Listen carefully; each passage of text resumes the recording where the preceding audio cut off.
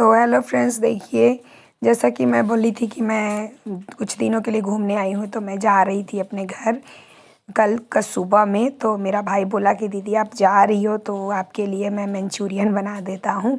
और वो मंचूरियन का सारा सामान लेकर आया है और मंचूरियन का तैयारी कर रहा है। बोला कि मैं मंचूरियन चिल्ली यानी कि मैं बना दे रहा हूँ, तो ये घर में ही बना रहा है और देखते हैं इसका मंचूरियन कितना टेस्टी और अच्छा रहने वाला है।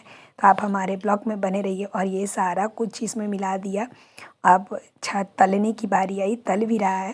तो तलते तलते मुझे खाने का मन करने लगा, तो मैं बोली कि बाबू अगर तला गया हो तो मुझे देना।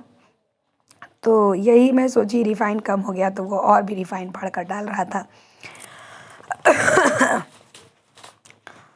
तो मेरा गला बहुत ज़्यादा बिहार में आके गला ख़राब हो गया। जितने भी हमारे ब्लॉग में डाली हूँ उसका गला पूरा ख़राब हो चुका है। और ये चिल्ली बनकर तैयार है।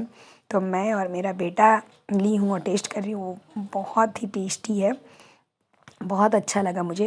और मेरा बेटा तो 3-4 मंचूरियन यानी कि चिल्ली कैसे ही खा गया। और मैं मतलब सूखा खाई और खाकर मुझे बहुत अच्छा लगा। अब ये है जो है इसको मतलब बना रहा है ग्रेवी में।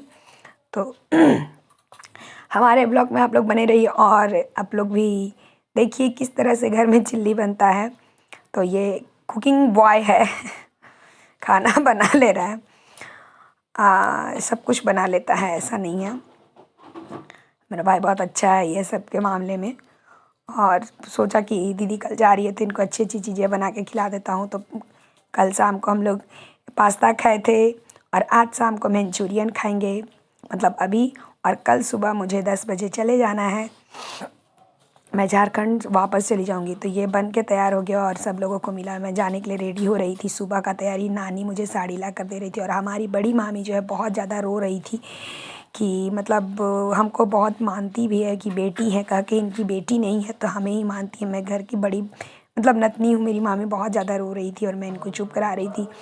तो ट्रेन में के लिए ये चूड़ा भूंज दे रही थी कि ट्रेन में खाइएगा, और नाश्ता भी बना रही थी हम लोगों के लिए कि खाते हुए जाइएगा। और नानी मामी को मैं चुप करा रही हूँ, चुप रहिए मामी। मुझे भी आंसू आ गई थी क्योंकि भाई कितना भी है तो परिवार को छोड़ के जाने वाला। मुझे नाश्ता मिल चुका था, हालांकि भुजिया बना था, मैं भुजिया नहीं ली, मैं चाय और पूड़ी नाश्ता की हूँ। मेरा मिट्ठू भाई जो है सो पूड़ी छान रहा है। और ये मुझे जल्दी जल्दी में इतने सारे चूड़े मामी ने दिए। बोले कि वहाँ चूड़े मत लीजिएगा सोनी। मतलब मेरी मामी जो है सो इतना सारा एक झोला चूड़ा दे रही थी, वो बोरा ही दे रही थी। तो मैं बोली मैं उतना नहीं लेकर जाती हूँ। तो बोली भाई को लेकर जाइए। तो अब मैं अपने भाई को ही लेकर जाऊँगी, इतना चूड़ा है। मामी मुझे दे रही है। अब हम लोग निकल रहे हैं, तैयार हो रहे हैं। और नानी बोली कि बेटा खोइचा ले लो, मतलब बिहार में परंपरा है सभी जगह का कि खोइचा। तो मैं खोइचा लेके देवता घर में मैं देवता जी को प्रणाम कर रही थी और मैं निकल रही थी। तो मेरी नानी भी रोने लगी, तो मैं उनको बोली मत रोइए। और अब हम लोग बाहर निकल गए हैं, ऑटो आ चुका है और मेरा भाई जो है सो रेडी है साथ में चलने के लिए। तो हम लोग जा रहे हैं। मेरे छोटे छोटे मामा के लड़का लोग जो हैं सो सब मुझे प्रणाम कर रहा है। तो मैं बोल रही थी कि मैं तुम लोगों के लिए तुम लोग को पैसा दी हूँ और ये लोग को मैं दे चुकी थी, तो मुझे प्रणाम करने आ रहा था बाबू लोग, इन लोग। तो आप हमारे ब्लॉग में बने रहिए और किस तरह से मैं मतलब बड़ी मामी को प्रणाम किया। और हम लोग जहानाबाद स्टेशन पहुंच चुके हैं, रेलवे स्टेशन। तो जहानाबाद में हम लोग वेट कर रहे थे ट्रेन का कि ट्रेन आएगी, लेकिन ठंडी की वजह से ट्रेन लेट थी, काफ़ी लेट, 2 घंटा लेट थी ट्रेन।